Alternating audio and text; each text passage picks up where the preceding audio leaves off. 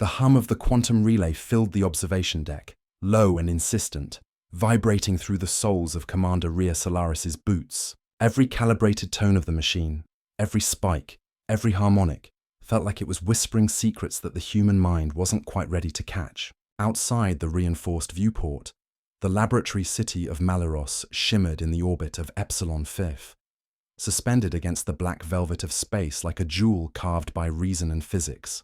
And yet, the calm belied the chaos, humming just beyond the boundaries of what anyone had anticipated.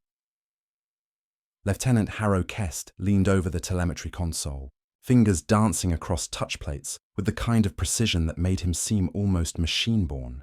His eyes caught the first irregularity, a fluctuation in the quantum coherence field surrounding the experimental node. It was subtle, almost imperceptible, but Harrow's instincts screamed that subtle, in this context, meant catastrophic. "Commander," he said, voice clipped, eyes scanning layers of data. "The stabilization matrix is fluctuating. There's a resonance spike, reading anomalous vector patterns in the quantum field." Rhea's jaw tightened. She had spent nearly 2 decades chasing anomalies that threatened the fragile equilibrium of humanity's outposts in deep space. Anomalies were usually predictable: asteroid shifts, rogue comets, unanticipated energy surges. But this was something else entirely. "Define anomalous," she demanded, trying to suppress the unease creeping into her gut. Dr. Marisol Vega, the lead quantum physicist, rose from the holographic console where a 3-dimensional lattice of probabilities floated like a fractured constellation. Her dark eyes were sharp, feverish, and tired at once. "The field isn't just fluctuating, it's fragmenting," she said. "We're not observing decoherence. We're seeing the field split into multiple concurrent states. I can't predict how long it will maintain stability before it collapses entirely, but..." She swallowed. "If this escalates, we could have a localized multiversal breach." The words hung in the recycled air. Harrow blinked, Rhea's fist clenched around the railing. Even Alina Reeves, the diplomatic liaison assigned to the research station because of the international political entanglements surrounding the project, turned pale, adjusting the communicator clipped to her collar. "We've been talking about theoretical frameworks," she said, voice steady, but betraying tension. "Not, whatever this is. How do we contain it?" Marisol didn't answer immediately. Her gaze flicked across the lattice, shifting, reconfiguring, simulating paths that only she could pass. "Containment is tenuous. Our stabilization nodes weren't designed for an interdimensional bleed. We can dampen the resonance locally, but any external interference, even a minute one, could cause an asymmetric collapse. We don't know what might emerge, or how fast." Rhea exhaled slowly, letting her mind race through possibilities. Maleros had defenses, shields, automated railguns, drone interceptors, but they were designed for physical or electromagnetic threats. This was neither. "Harrow," she said finally, "patch in the orbital drone grid. I want every node, every comm relay, every sensor calibrated and ready. I don't care if it's redundant. We're running continuous loops, full spectrum monitoring. If this thing fractures outward, I want eyes and hands on it before anyone else does." Harrow nodded sharply, his movements brisk. "Understood, Commander, but if this spreads beyond the observation radius, the probability simulations suggest it won't stop at the edge of the station." Alina shifted in place. "If the multiverse theory is manifesting in reality, then any anomaly here could have diplomatic consequences," she said, glancing at the viewport where distant orbiting platforms gleamed.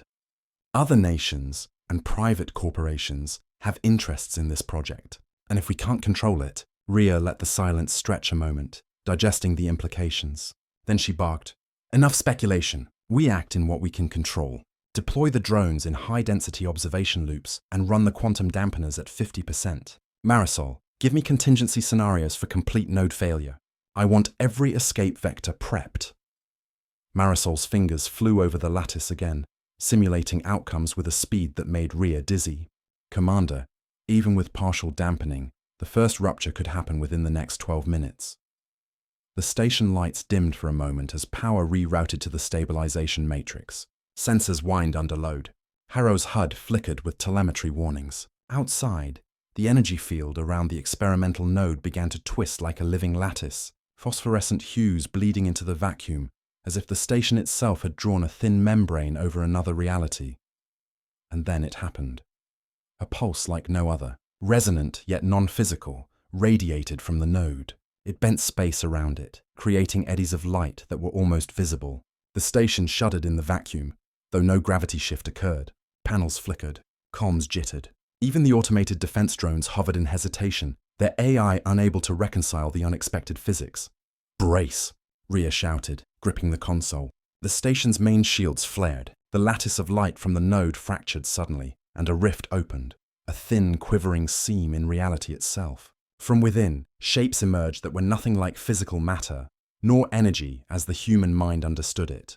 They shimmered, simultaneously present and absent, echoing every possible probability of a humanoid form. Harrow's fingers flew over the console, tracking their movement. "Commander, sensors can't resolve. Everything is simultaneously in multiple positions. We can't target them with conventional defenses," Marisol muttered under her breath. "They aren't here."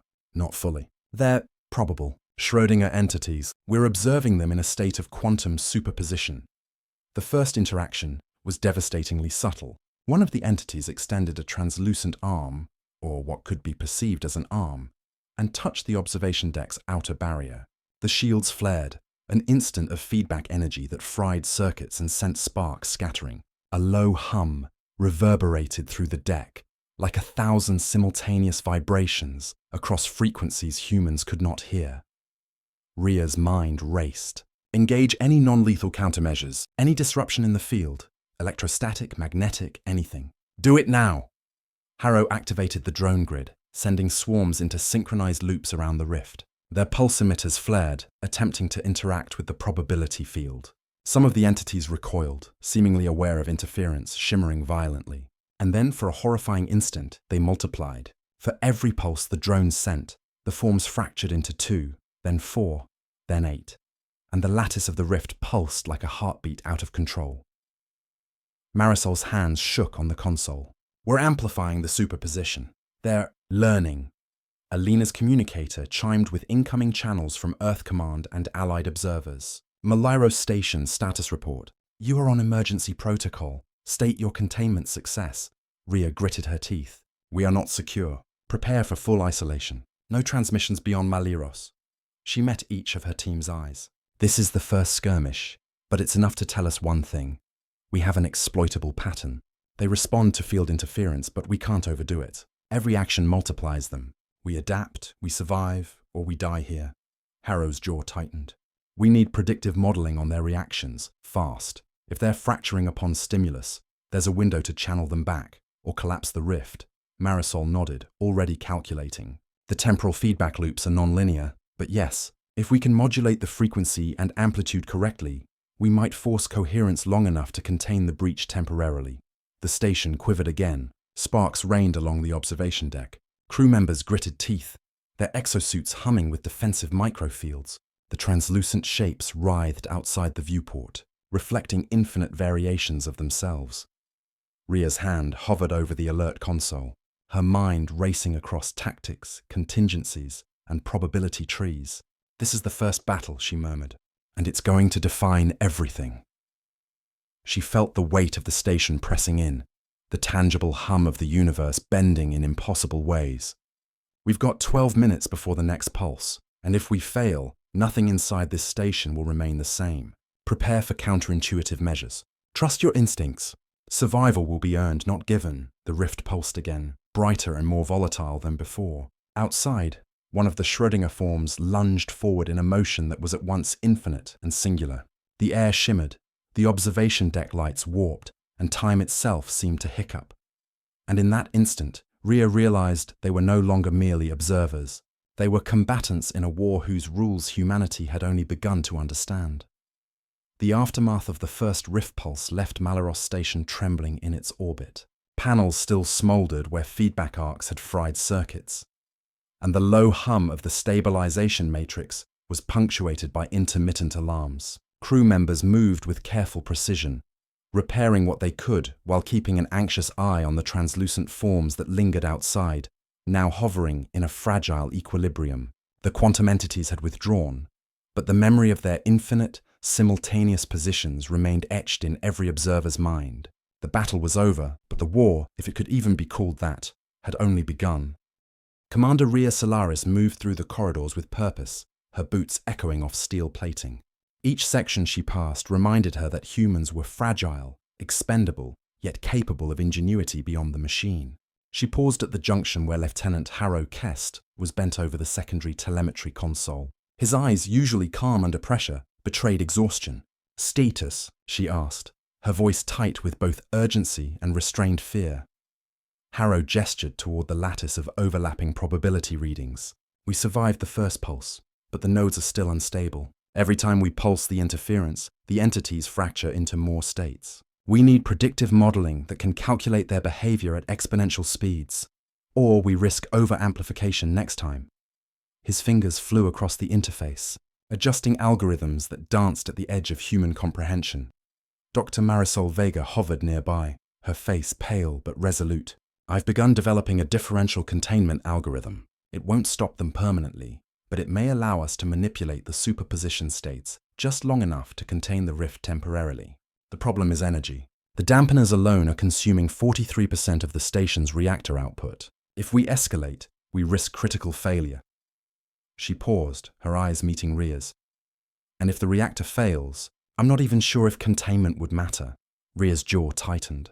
She considered the options. Full withdrawal was impossible.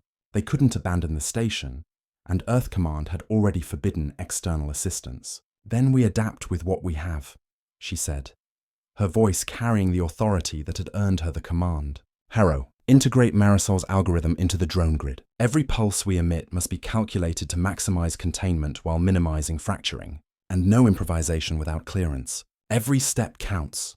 Alina Reeves, the diplomatic liaison, joined them with a tablet clutched tightly in her hands. Her eyes were sharp, assessing the faces around her for hidden fear. "Commander, the political fallout is already mounting. Earth Command is demanding updates every 2 minutes. Some factions are suggesting we quarantine Maliros entirely, leave the station to stabilize or collapse on its own. There's talk of evacuating research personnel. But if we leave, the rift could expand unchecked." Rhea's gaze hardened. "Evacuation is a last resort, Reeves. We don't abandon knowledge, and we don't abandon our people. The station survives because we make it survive." Hours passed in tense cycles of repair and algorithm refinement. Harrow's fingers blurred across the console, feeding Marisol's containment models into drone swarm trajectories. Each simulation produced probabilistic outcomes, and each outcome had a margin for catastrophic error. Outside, the rift shimmered intermittently, responding to the faint pulses from the dampeners. It was alive, aware, and adapting to their interference in ways the crew could barely comprehend.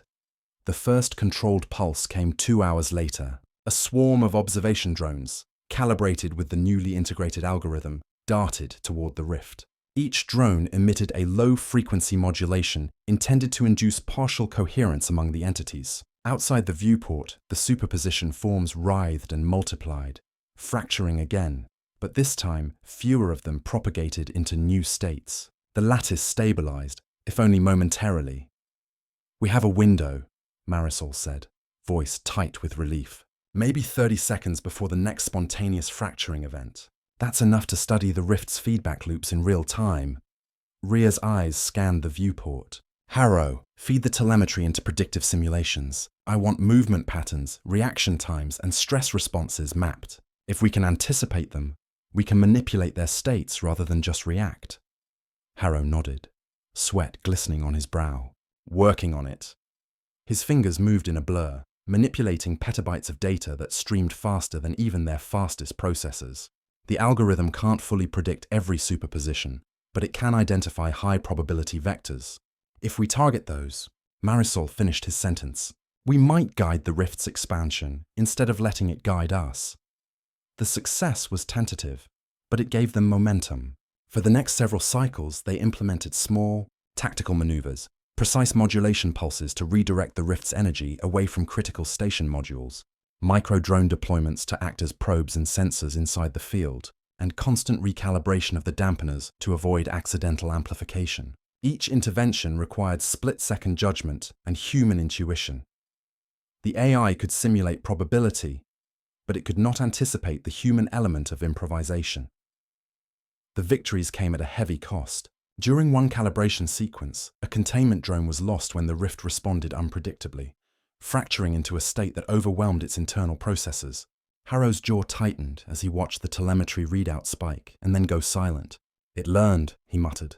It adapts to every stimulus. Every success teaches it. Even more troubling was the human toll. Crew members stationed near the observation deck reported disorientation, headaches, and sudden temporal anomalies. Moments where their reflexes felt delayed, or where repeated actions produced different outcomes each time. Time itself, it seemed, was subtly warping under the rift's influence. Rhea made the hard decision to rotate personnel on strict schedules, minimizing exposure. But every rotation meant some risk. Every second outside safety protocols could produce permanent effects. Alina, meanwhile, struggled with her role as liaison. She fielded anxious communications from Earth, balancing political pressure against operational necessity. Commander, if this becomes public, there's no telling what factions might attempt. They'll want the technology, or to weaponize it. If we lose control? Her voice faltered, but Rhea's resolve was unshakable. We maintain control, Rhea said firmly. Not because we can, but because no one else can. And if we fail on our terms, not theirs. Even as they stabilized the rift temporarily, a deeper revelation emerged.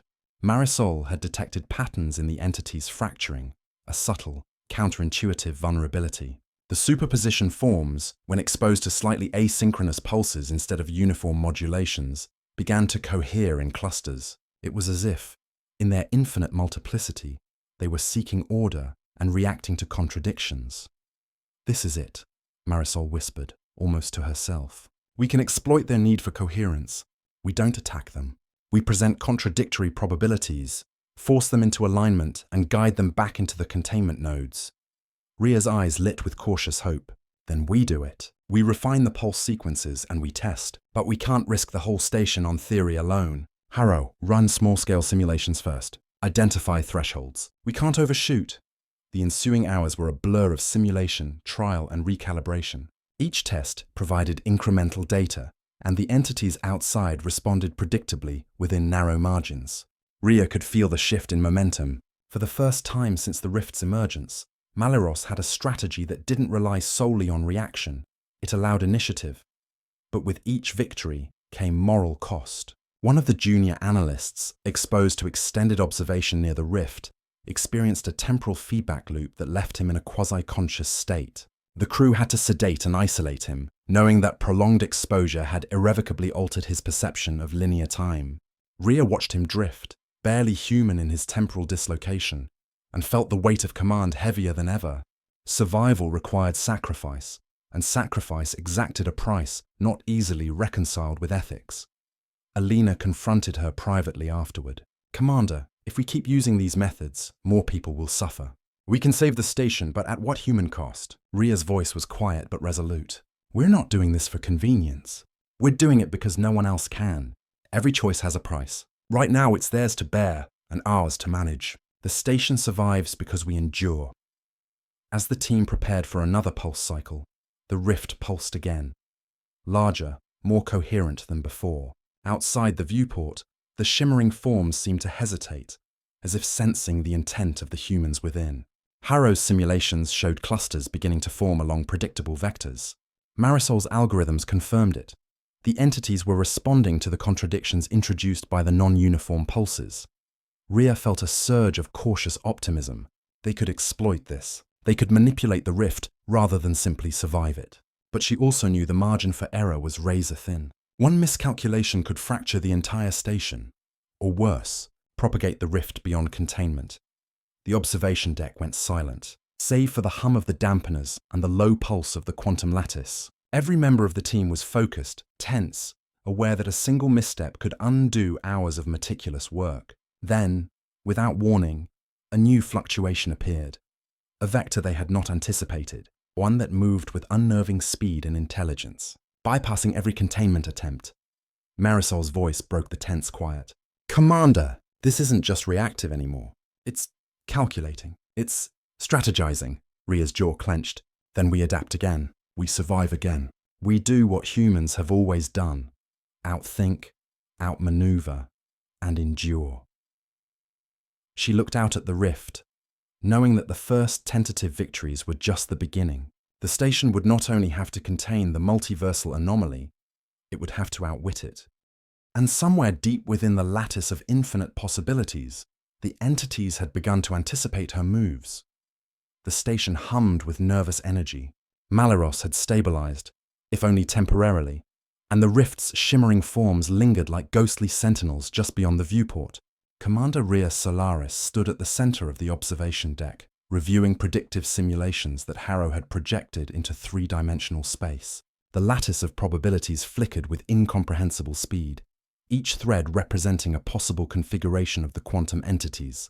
They were not static, and they were learning. Each pulse teaches them, Marisol Vega said, pointing to a cluster that had just coalesced along a high-probability vector.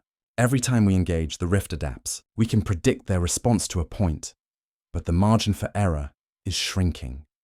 Her voice was calm, but the tension in her shoulders betrayed exhaustion. Rhea's eyes scanned the viewport. Outside, the translucent forms twisted and converged along trajectories that seemed purposeful, almost coordinated. Then we stop reacting, she said, voice low and determined. We take the initiative. We identify their vectors, manipulate their coherence, and strike at their emergent nodes. Harrow, I want a full assault simulation. We hit the rift where it's forming structure. Harrow's fingers danced across the console. I've been running simulations on hypothetical offensive vectors. There are weak points, high-density clusters, where the entities' superposition overlaps sufficiently to allow intervention. If we focus modulation pulses there, we can collapse them selectively without triggering fractal multiplication. But it's risky. If we miscalculate, we exacerbate the problem exponentially. Alina Reeves, who had been quietly monitoring diplomatic channels, shook her head. Commander, even if this works, it's politically explosive. Civilian casualties in low-orbit zones are a real concern. There are colonies within reach of the rift's potential expansion. If we overstep, Earth Command could censure you, or worse. Rhea's jaw tightened. We have to act.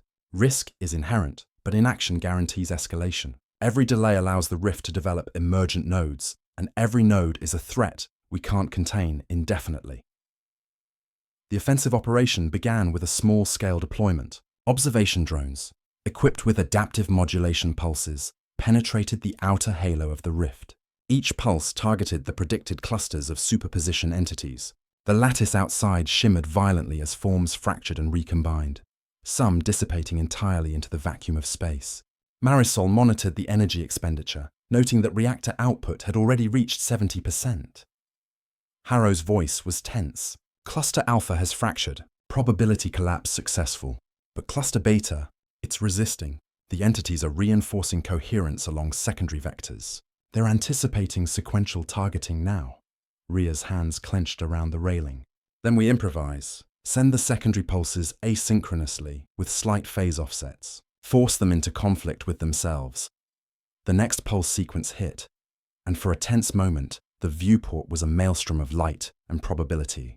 The entities writhed, twisting and overlapping in impossible patterns, then began to condense. One by one, clusters collapsed into the containment nodes Malleros had been able to hold open with the dampeners. The first victory was exhilarating. Crew members cheered quietly, their relief tempered by the knowledge that the rift could, and would, respond unpredictably. It was at this moment that disaster struck. One of the containment nodes, previously stable, emitted an energy feedback spike that cascaded through the station's internal circuits. Lights flickered, consoles rebooted mid-operation, and one of the drones was lost entirely. Harrow cursed under his breath. We triggered a self-reinforcing coherence loop. They're learning to anticipate even phase-offset pulses. Marisol's face was pale. The rift is adapting faster than our algorithms can compensate. Every success accelerates their evolution. If we continue at this rate, we risk creating a supernode, an entity cluster too coherent to manipulate. Rhea exhaled slowly. Then we escalate in smaller steps. No mass pulses, micro-targeting only. We guide them, don't attack blindly. The team spent the next hours executing these micro-strikes, collapsing individual clusters while minimizing feedback. Each success yielded vital data. Patterns emerged in the entity's reactions, allowing Harrow and Marisol to refine predictive models. Slowly, Malleros began to understand the rift's emergent structure. But the moral toll was becoming apparent. Crew members exposed to the rift's periphery reported disorientation, nausea, and temporal anomalies similar to those experienced in Part 2. Some recovered with sedation, but a few showed lasting neurological damage. Rhea rotated personnel as strictly as possible, but every intervention carried risk. Alina's frustration grew. Commander, the longer we operate, the higher the cost. There's no guarantee we can contain the supernodes once they consolidate. And Earth Command is pushing for civilian evacuation. We have to consider external ramifications. Rhea shook her head. We contain this station first. Civilian evacuation is secondary. Our priority is the multiverse breach. Everything else follows. The breakthrough came when one of the drones, deployed in a high-risk trajectory through the rift's outer fringe, returned with anomalous readings. Harrow's console displayed a probability lattice far more coherent than expected. Commander, these readings suggest internal logic. The entities aren't random. They're organizing around a kernel, a central node that dictates coherence across the rift. If we can identify and manipulate that node, we might control the entire structure. Marisol's eyes widened. If true, targeting the kernel could allow us to collapse clusters selectively, but it's heavily shielded within the quantum superposition. Accessing it directly risks catastrophic feedback. Rhea's decision was immediate. Then we plan a direct strike, micropulses around the periphery, guiding the superposition toward predictable alignment. Once the kernel is exposed, we engage with full containment protocols. The operation was executed with precision. Micropulses nudged clusters along predicted vectors. Slowly, inexorably, the central kernel became detectable, a condensed manifestation within the rift, shimmering with infinite possible forms, yet now showing a tangible pattern. It was then that the betrayal struck. One of the station's senior analysts, Dr. Selon Morik, who had been quietly observing simulations from a secure console, initiated unauthorized interference. Malicious or naive, no one could tell immediately. The kernel flickered violently, clusters realigned unpredictably, and a feedback surge cascaded through the station's systems. Harrow yelled into his console. Security breach! Someone's manipulating the algorithm externally. Selon, halt! Before he could finish, the rift reacted. Clusters multiplied, some collapsing into containment nodes, others expanding beyond any controlled vector. The station shuddered violently, lights flickering, alarms screaming, as the lattice of probabilities outside went from organized chaos to uncontrolled entropy. Rhea's heart pounded. Lock down the interface! Override all external access. Marisol's fingers flew over her console. We can stabilize, but only temporarily. The kernel is unstable. Selon's actions created multiple emergent nodes. We need to isolate them before they converge into a supernode. Alina's voice was tight with fury. Commander, the analyst claims he was following directives from an external consortium. They wanted accelerated exposure to multiversal energies. Proof of concept. He's compromised the station intentionally. Rhea clenched her fists. Then we contain the betrayal, along with the rift. Harrow, isolate internal protocols. Marisol, adapt the containment pulses to compensate. We salvage what we can. The station's crew worked frantically. Micro-drones weaved through clusters, applying precise pulses to realign coherence. Marisol recalculated containment sequences in real time, feeding adjustments to Harrow. Slowly, the lattice began to stabilize, though the kernel remained fragmented, now manifesting multiple possible nodes simultaneously. Hours later, as the immediate crisis abated, Rhea surveyed the viewport. The rift had calmed somewhat, clusters contained for now, but the entities lingered, aware and adaptive. One of them pulsed in a pattern that seemed almost like observation, watching, learning, calculating. Harrow turned from his console, exhaustion etched into every line of his face. Commander, we've survived, but the kernel has fractured. Multiple supernodes exist now. The rift isn't just reactive, it's predictive. Every pulse we send teaches it. Marisol's voice was quiet, trembling slightly. We can contain them, yes, but the human cost. Every cycle leaves a mark. Temporal anomalies, neurological damage, moral injury. How much can we sacrifice before we're no longer ourselves? Alina spoke with a mix of despair and clarity. And now we know some are willing to betray us. External influence can disrupt everything. How do we trust anyone? Rhea's gaze hardened on the viewport. The entities shimmered, forming coherent clusters that suggested strategy and awareness. We adapt, we endure, and we strike smarter next time. Every setback teaches us what they're capable of, and what we're capable of in return. This isn't over, not by a long shot. As the team prepared for another containment cycle, Harrow tapped a sequence into his console. Commander, one of the emergent nodes is showing vulnerability. A coordinated, multi-directional pulse could collapse it entirely. But timing has to be perfect. One misstep, and it could destabilize the entire rift. Rhea's eyes narrowed. Then we prepare. We synchronize. We endure the cost. The next move will define us or end us. Outside, the rift pulsed once, almost in acknowledgement, a shimmering reminder that it was no longer merely an anomaly. It was a conscious, adaptive adversary, and the station had just begun the game. The station's corridors were dim, lit only by emergency luminescence, and the hum of the reactor thrummed through the bulkheads like a living heartbeat.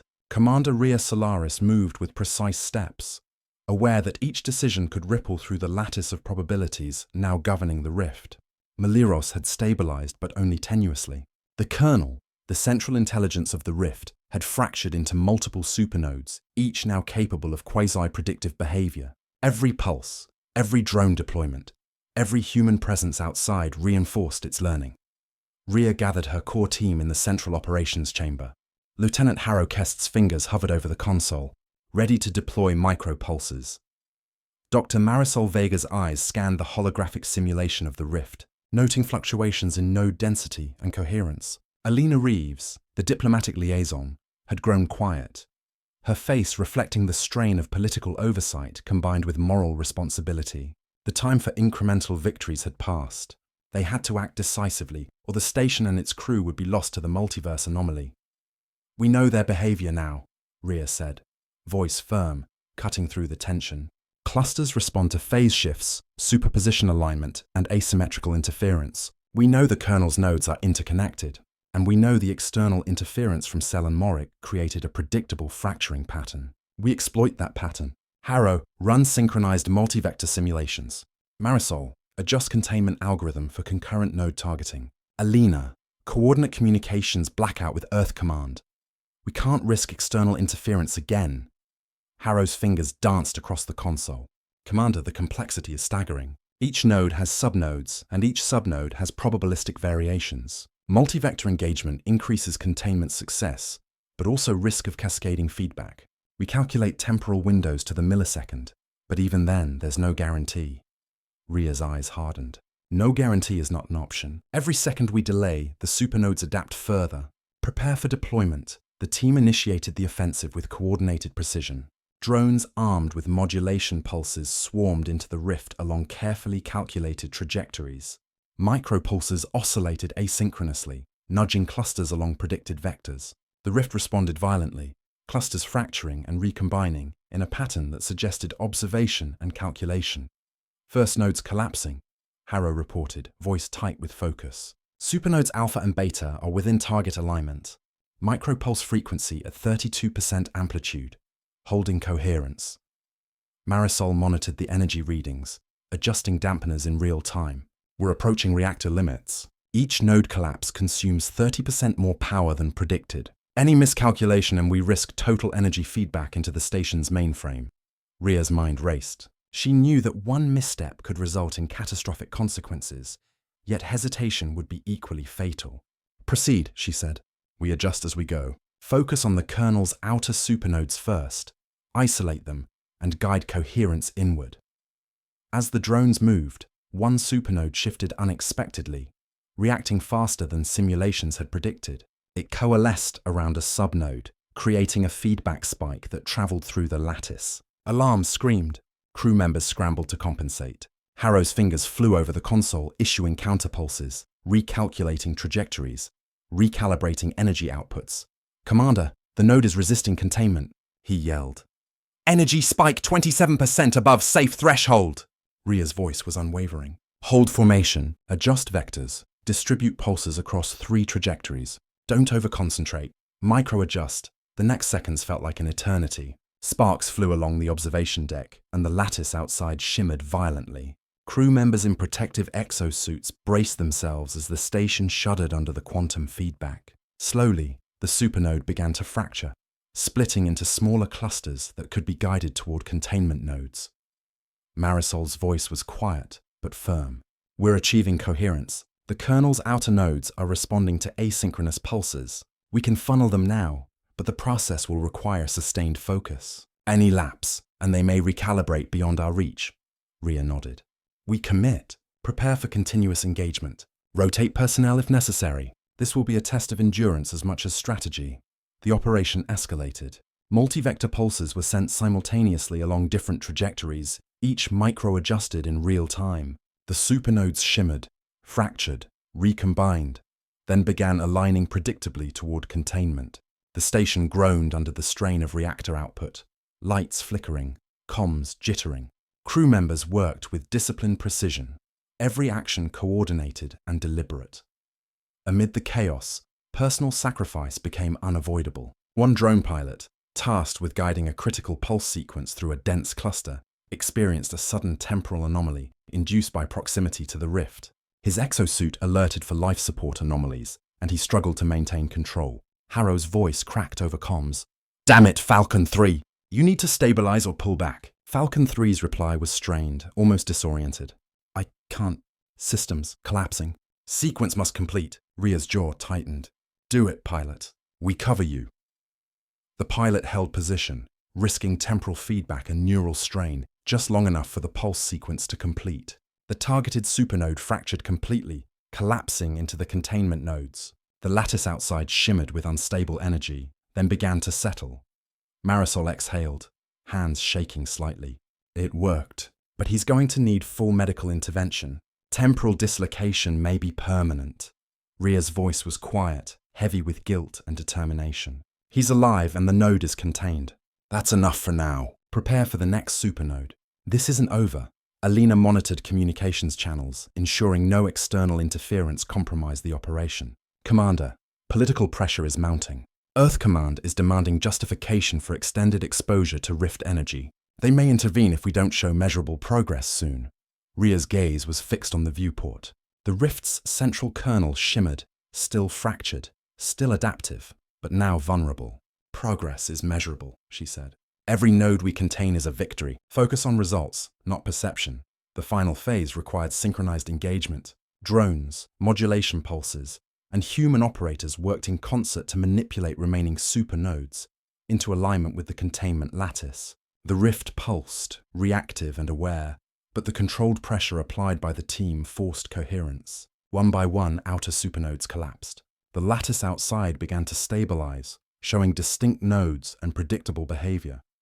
But just as success seemed within reach, a new anomaly appeared. One supernode, previously stable, fractured unpredictably, creating an energy surge that reverberated through the station. Marisol's console flashed warnings. "Kernel instability!" It's consolidating in an unpredicted trajectory. If we don't act now, containment could fail entirely. Rhea made the instantaneous decision. "Manual override. Harrow, prepare the primary dampener. I'll coordinate pulse timing manually." Harrow's hands flew over controls, disbelief and tension in his eyes. "Manual? Commander, the feedback risk is extreme." Rhea's voice was steady. "Extreme is the only option left. If we fail, the station and everyone on it is lost. We synchronize now. Ready your pulse arrays." Every operator, every drone, every pulse sequence moved with clockwork precision. Rhea coordinated manually, timing each modulation with millisecond accuracy. Outside, the rift responded violently, clusters fracturing, recombining, aligning toward the containment nodes. Energy arcs danced along the viewport, lights flickered, and the station shuddered.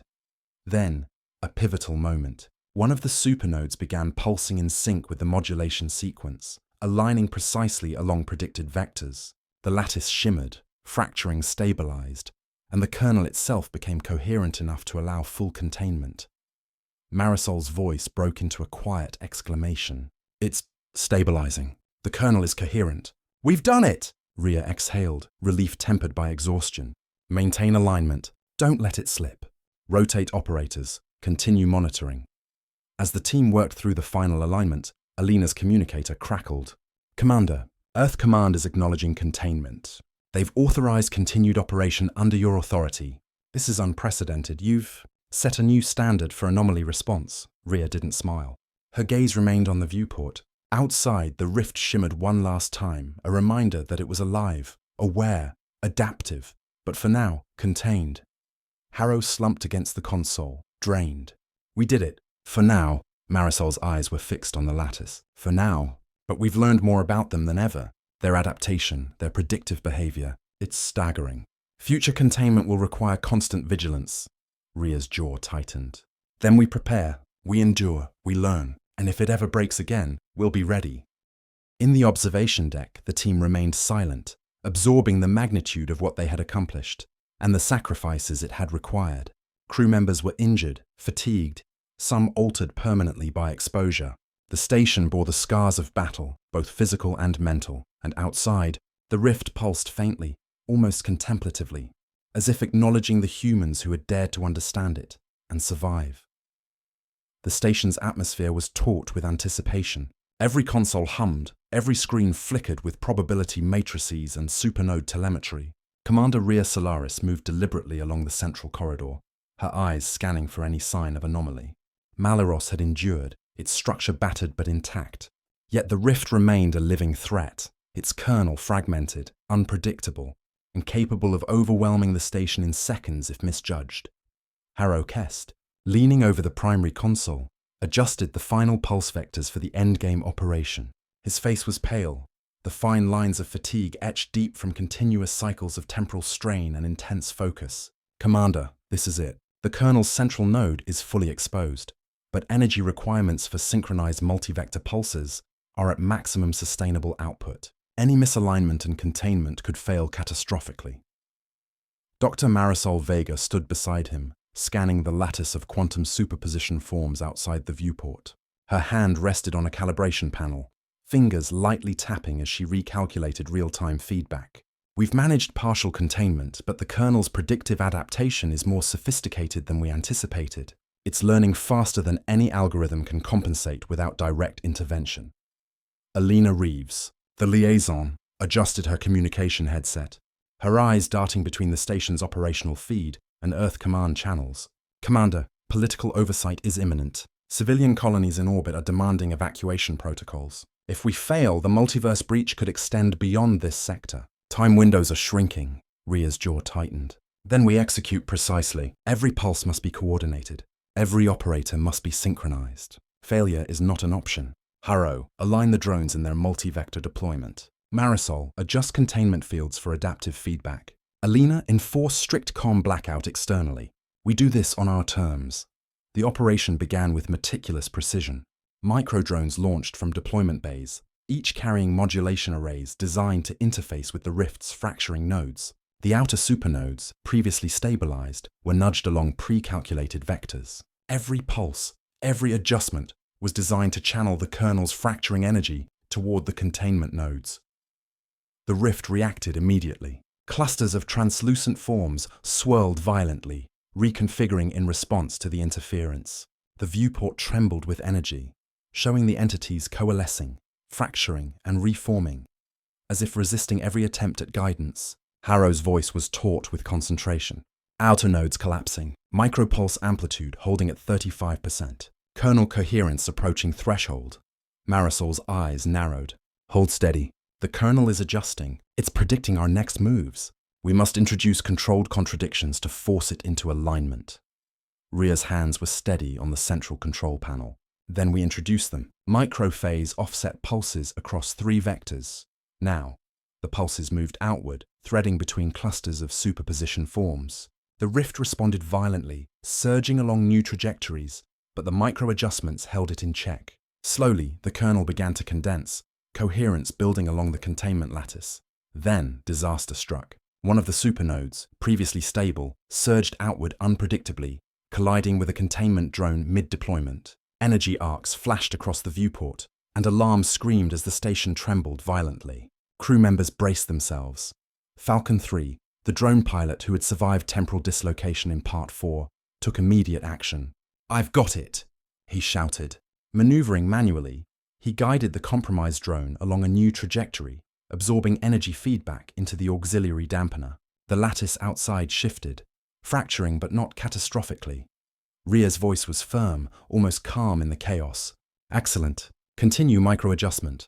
Compensate for feedback vectors. Maintain alignment." Hours of coordinated effort followed. Drones, pulses, and operator intervention worked in concert, each step synchronized to milliseconds. The kernel shimmered, fragile yet consolidating, as supernodes collapsed one by one. The station strained under the energy demand, lights flickering, hull plating creaking under thermal expansion. Crew members rotated, some exposed to minimal rift proximity to maintain control inputs, knowing the risk of temporal or neurological effects. Harrow's voice cut through the tension. "Commander, one node remains, the final core. It's resisting alignment. Any pulse could either stabilize it or trigger a cascading reaction." Rhea's eyes hardened. "Then we commit fully. Every system, every operator, every pulse, we synchronize manually. This is the final containment effort." The team initiated the last sequence. Drones formed a perimeter around the final supernode, their modulation arrays tuned to exact frequencies determined by predictive algorithms. Marisol recalculated feedback loops in real time, adjusting containment fields to absorb and redirect excess energy. Alina enforced comm blackout externally, ensuring no interference disrupted the sequence. The viewport trembled violently as the rift reacted. Translucent forms collided, twisted, and momentarily formed complex fractal patterns. The energy output surged through the station, pushing reactor output to maximum sustainable limits. Crew members braced, exosuits vibrating with feedback, eyes fixed on monitors showing probabilities fluctuating at impossible speeds. Time seemed to stretch. Each pulse, each adjustment was a negotiation with an intelligent, adaptive adversary. The kernel pulsed, shifted, and resisted, but the team's coordination and disciplined execution held it in place. Then came the decisive moment. Rhea initiated the final pulse sequence manually, synchronizing all drones, modulation arrays, and operator inputs. The kernel shuddered violently, its translucent forms overlapping, fracturing, and collapsing into the containment nodes. Energy arcs danced along the viewport as the lattice stabilized. The rift pulsed once more, less violently, and then settled, coherent, contained, and inert within the limits of the station's dampeners. Silence followed. The station hummed, light steady, the viewport showing the quantum anomaly now controlled. Crew members exhaled, some slumping in exhaustion. Temporal dislocations faded, monitors stabilized, and the immediate threat of the rift was neutralized. Marisol wiped her brow. "It's contained. The kernel is coherent. Multi-node alignment is complete." "We did it." Harrow slumped against the console. "We survived, against impossible odds. But the cost..." His eyes flicked toward Falcon 3, who remained seated, breathing steadily, but visibly altered from exposure. Alina spoke quietly. "Earth Command acknowledges containment. Political oversight will follow, but operational authority rests with us. We've set a new precedent for anomaly response." Rhea didn't smile. Her gaze remained on the viewport, where the rift pulsed faintly, contained but aware, a reminder that vigilance would always be necessary. "We prepared, we coordinated, we sacrificed, and we endured. The multiverse doesn't forgive, but it respects discipline."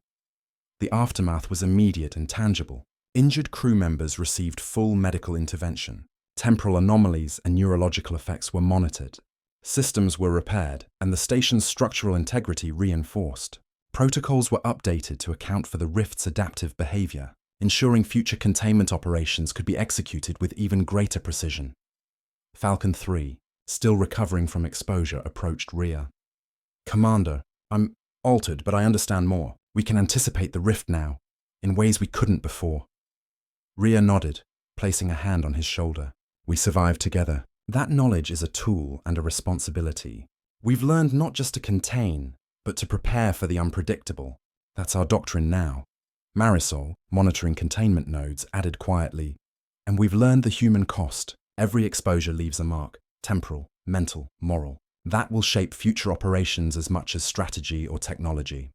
Alina looked toward the Earth-facing viewport, the planet's curvature visible beneath the station.